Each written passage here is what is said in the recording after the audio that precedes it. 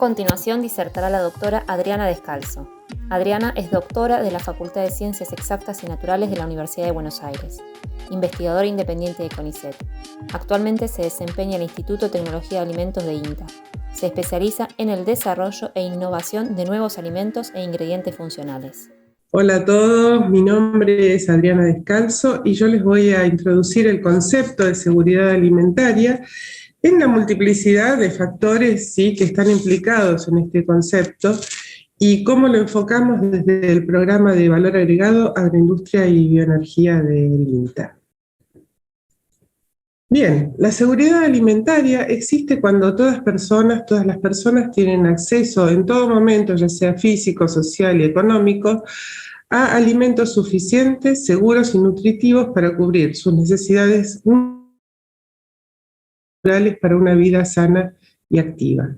Este concepto data de hace más de 20 años ya, ¿sí? Y fue enunciado en la Cumbre Mundial de Alimentación de la FAO en el año 1996. Sin embargo, este concepto ha ido evolucionando, comenzando en los años 70 por una preocupación sobre el abastecimiento de alimentos, o sea, el stock, la disponibilidad en los distintos países. La cantidad de alimentos era la preocupación en los años 60 respecto de la seguridad alimentaria. Ya en los años 80 se introdujo el concepto de la accesibilidad alimentaria. El doctor Amartya Sen fue galardonado con el Premio Nobel en Economía por sus contribuciones a la teoría de bienestar y elección social. Luego, en los años 90, se introdujo el enfoque nutricional y la necesidad de los micronutrientes debido a los déficits principalmente en vitamina A, hierro y yodo, folatos, zinc y otros micronutrientes también. Pero no solo era necesario una cantidad de alimentos, sino la calidad de los mismos. Ya en el 2014 se introdujo también el concepto de estabilidad alimentaria. ¿Con qué tiene que ver la estabilidad? Con las condiciones políticas, climáticas, sociales que favorecen todas las anteriores para el acceso a los alimentos sanos y que consideran las preferencias de los consumidores. Y para el 2030 se plantearon los Objetivos de Desarrollo Sostenible de las Naciones Unidas, en donde varios de estos objetivos involucran el concepto de seguridad alimentaria. Entre ellos el de hambre cero, el de salud y bienestar y consumo responsable principalmente. Entonces, estos objetivos ya introducen otro concepto que es el de la sostenibilidad de los sistemas alimentarios, evitar pérdidas y desperdicios, favorecer el consumo responsable y otros factores que tienen que ver con la sostenibilidad y la circularidad de los alimentos. Entonces, ¿seguridad alimentaria es lo mismo que alimentos seguros e inocuos? No, la seguridad alimentaria es eso y más. Y además está relacionado con la soberanía alimentaria, que es el derecho de los pueblos a definir sus propias políticas y estrategias de producción, distribución y consumo de alimentos con base en la pequeña y mediana producción. Entonces, como vemos en este esquema, la seguridad alimentaria involucra o incluye los conceptos de inocuidad, del acceso, de sostenibilidad y de nutrición. Y se basa en 4 pilares, entonces: el abastecimiento, stock, producción, cantidad suficiente de alimentos, el acceso socioeconómico a los alimentos y la posibilidad de comprarlos, la utilización de los mismos, suficientes nutrientes y calorías en forma equilibrada y preparados según cultura y tradición, y la estabilidad para garantizar la seguridad alimentaria en el contexto social, político y climático. Para ello, sí, hay que trabajar mucho porque no se está logrando. ¿Qué ocurre cuando no existe la seguridad alimentaria? Bueno, inseguridad alimentaria. La inseguridad alimentaria se traduce en principalmente malnutrición. La malnutrición lleva como consecuencia a diferentes patologías. Una de ellas es la desnutrición, que puede ser aguda o crónica, al bajo peso y los excesos que llevan a sobrepeso y obesidad.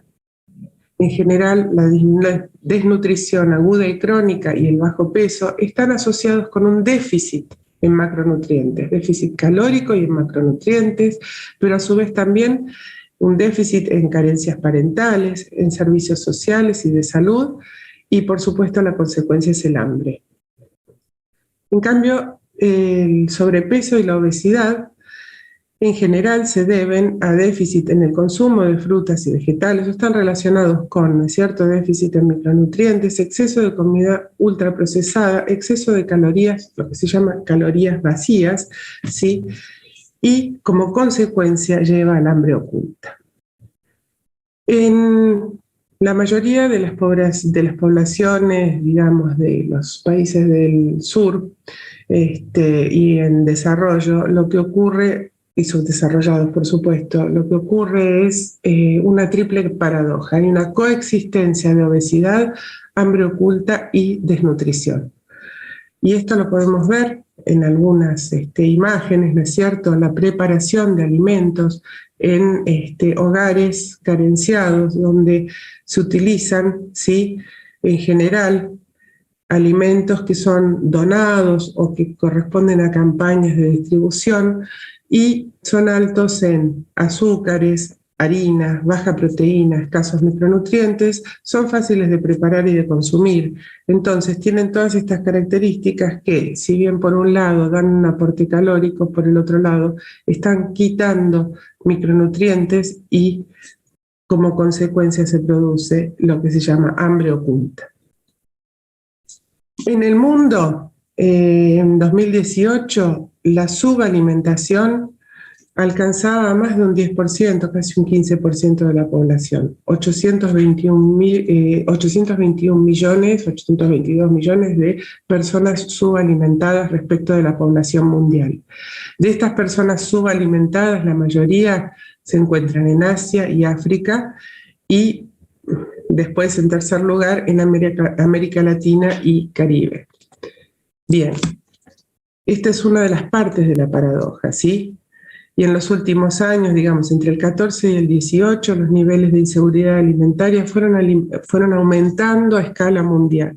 Esta inseguridad alimentaria tiene varias formas de medirse, tiene muchos índices que consideran diferentes factores, no los vamos a nombrar en esta presentación, pero sí no desconocerlos porque es una forma de medir cómo está el termómetro de la seguridad alimentaria a nivel del mundo.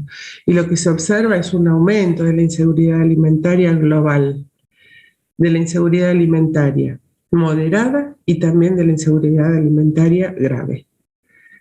Con mayor énfasis en los países de África, un aumento en Asia, si bien no está por debajo de África y de América Latina, Asia ha manifestado también un aumento en la inseguridad alimentaria. Y por el otro lado tenemos la paradoja de la obesidad al mismo tiempo. Hay subalimentación y tenemos en el mundo 40 millones de niños en edad preescolar, ¿sí? O sea, menores de 5 años con sobrepeso. Y en cuanto a niños en edad escolar, 131 millones. Adolescentes, 207 millones y adultos, 2.000 millones. O sea, mayores de 18 años, el 40% casi de la población mundial tiene sobrepeso. Y tenemos un 15% casi de la población mundial subalimentada. Entonces, esta paradoja de subalimentación y obesidad son dos aristas, dos partes de la misma inseguridad alimentaria y de lo mismo que hay que atacar.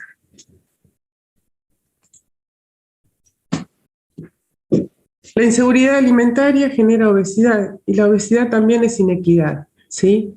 Si nos fijamos en distintos países del mundo, en distintas regiones, por ejemplo, en África, ¿sí?, y en América es más notable, también en los países de África mediterránea, la obesidad en mujeres es mayor que la obesidad en los varones. O sea, la obesidad femenina es bastante más alta que la obesidad masculina, salvo en algunos países. Argentina, por ejemplo, lo tenemos acá y está está mucho más equilibrado que otros países de Latinoamérica, ¿sí? Y de África. Pero en general y en el mundo lo que se observa es esto, que la obesidad en las mujeres es mayor que el índice de obesidad en los varones. La obesidad es inequidad y hay diferencias entre la obesidad femenina y masculina. Y esto se da desde temprana edad. Ya en las niñas y los niños se observa que hay diferencias significativas a partir de índices de masa corporal de 27 hacia arriba, que son los indicadores de sobrepeso y obesidad. Hay más niñas obesas que niños. Entonces, para índices de masa corporal menores, nos fijamos y las proporciones de niñas y niños son parecidas, pero para índices de masa corporal que indican obesidad, las mayores contribuciones son en las niñas. Entonces, esto quiere decir que hay un factor genético, hormonal, fisiológico, a su vez sociocultural, económico y multifactorial, que hace que en las mujeres la obesidad sea mayor que en los varones. Paradójicamente, los países con mayor porcentaje de obesidad femenina respecto de obesidad masculina también a su vez muestran subnutrición, altos niveles de tasas de subnutrición. Por ejemplo, si observamos Zimbabue, donde hay 7 veces más de obesidad femenina que masculina, el índice de subnutrición es de 33,4. Estos datos son de 2016 y 2017. Extraídos de fuentes de las Naciones Unidas y del Banco Mundial. En Zambia, por ejemplo, 6 veces más mayor la obesidad femenina que masculina y un 47,8% de subnutrición. Entonces, en estos países realmente se observa que la inequidad y la subnutrición están de la mano y siguen produciendo esta doble paradoja.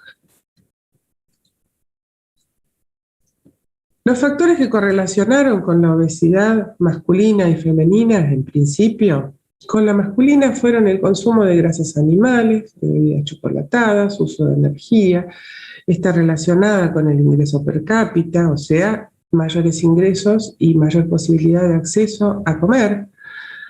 El uso de Internet, o sea, la tecnología, consumo de bayas, frutos secos, frutas y cereales procesados, lácteos y cantidad total de comida. En cambio, la obesidad femenina está relacionada al consumo de snacks, a la tasa de natalidad, al consumo de tubérculos, de farináceos ultraprocesados y de harinas. Entonces, podríamos decir que hay ambos tipos de obesidad estaban relacionados igualmente al consumo de carne aviar, de azúcar refinada y de bebidas azucaradas. Entonces podemos decir que en cierta forma la obesidad masculina es más sana que la obesidad femenina. Sí, que la obesidad femenina realmente tiene una nota de inequidad respecto de la masculina, que no tiene solamente que ver con la parte fisiológica, sino con el acceso a los alimentos sanos y seguros. Hay que adoptar medidas para promover una mejor nutrición e invertir las tendencias de obesidad y combatir a su vez la desnutrición. Se establecieron las guías alimentarias para la población argentina, donde se puede observar, ¿sí?, que se introduce el concepto de actividad física, mayor actividad física y menos consumo de sal, consumo de agua suficiente y a su vez una mitad de porción diaria de vegetales y frutas frescas, casi un cuarto entre cereales y menos cantidad de lácteos, de carnes de todo tipo, aceite, frutos secos y semillas, que son los que proporcionan los ácidos grasos esenciales, junto con los pescados y la carne y los lácteos, y poca cantidad de dulces y grasas. Entonces, todo esto se puede lograr a través de la tecnología, pero no se logra sin educación. La educación es fundamental para introducir estos conceptos en la escuela, en la familia y en la sociedad. Y las políticas, por supuesto, que acompañen a estos compuestos, a estos conceptos. ¿Cómo podemos contribuir desde la ciencia y tecnología de los alimentos a la seguridad alimentaria? Bueno, algunos aspectos. Por ejemplo, en el aspecto de inocuidad, con alimentos con ausencia de riesgo de intoxicación o contaminación, con alimentos libres de alérgenos, disminuyendo el riesgo de alergias, alimentos libres de gluten, lactosa y otros factores que causen intolerancias, con procesamientos, utilizando tecnologías maduras, tradicionales y nuevas para un procesamiento saludable, preservando los nutrientes y al mismo tiempo evitando riesgos y alimentos más saludables. Procesamiento con ingredientes naturales, con pigmentos, saborizantes, aromas y conservantes que reemplazan el sodio, los fosfatos, los nitritos y las moléculas sintéticas. Alimentos con mayor densidad de nutrientes como proteínas, fibras, ácidos grasos omega 3 y micronutrientes. Con mayor conocimiento analítico para saber qué es lo que causan estas moléculas en los alimentos, cuáles son nutracéuticas. Con alimentos funcionales para la prevención de enfermedades crónicas y alimentos para grupos especiales, lactantes, ancianos, bajos en calorías, el uso de pre y probióticos y fitocompuestos, con bioaccesibilidad, biodisponibilidad y actividad biológica de nutrientes. Estudiando esto podemos determinar cómo utilizan los nutrientes los diferentes organismos. Con la posibilidad de nuevas fuentes de proteínas, diversificar la oferta con proteínas animales, vegetales, levaduras, proteína unicelular. Introduciendo también todo lo que es la ciencia de los consumidores, la preferencia, la aceptabilidad, porque si no de nada sirve investigar en alimentos si los consumidores no los van a aceptar, si no van a ser consumidos. Con alimentos con carácter tradicional, que sean aceptados culturalmente y que tengan identidad territorial, porque una de las mayores falencias de los sistemas de alimentación asistencial puede ser la falta de ganas de comer esos alimentos que se ofrecen, ¿sí? Y con, también sostenibilidad, la recuperación de alimentos y sus partes, los residuos, sus productos, y tecnología de envases, con envases biodegradables, inteligentes, activos, con aumento de vida útil y disminución de huellas ambientales. Bien, finalmente, las consideraciones en un informe digital de la FAO sobre seguridad alimentaria indica que si bien nos enfrentamos a desafíos importantes para acceder a alimento, uno de los desafíos más importantes es el acceso a las dietas saludables, ya que estas cuestan un 60% más que las dietas que solo cumplen con los nutrientes esenciales y casi 5 veces más que las dietas que satisfacen las demandas calóricas.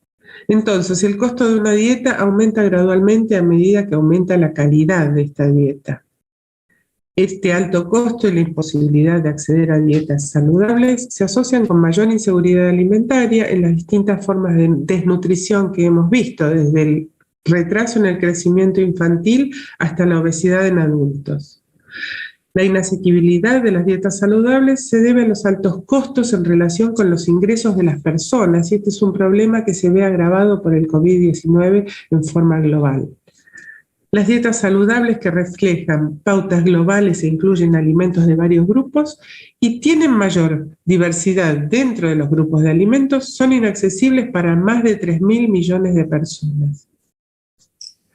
La mayoría de las personas que no pueden permitirse una dieta saludable viven en y muchos en América Latina y Caribe. Son menos las personas que viven en América del Norte y Europa que tienen estos problemas. El costo de una dieta saludable es mucho más alto que la línea de pobreza internacional y a su vez excede el gasto promedio en alimentos de la mayoría de los hogares.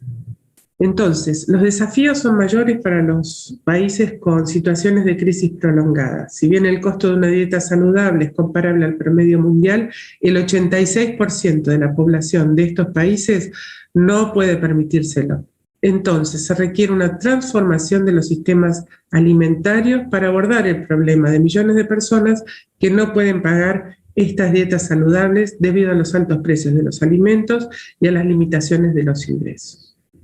Al mismo tiempo, esta transformación debería crear entornos alimentarios favorables, alentar a las personas a aprender sobre nutrición y estimular un cambio de comportamiento que pueda conducir a elecciones de alimentos saludables. Desde el programa de Valor Agregado Agroindustria y Bioenergía estamos tomando muchos de estos temas que tienen que ver con transformación sostenible, recuperación de alimentos o sus partes, evitar pérdidas y desperdicios, y alimentos más sanos y con ingredientes naturales. La transformación en origen, en los lugares donde se producen los alimentos, podría ser una forma de disminuir costos en la producción de los alimentos.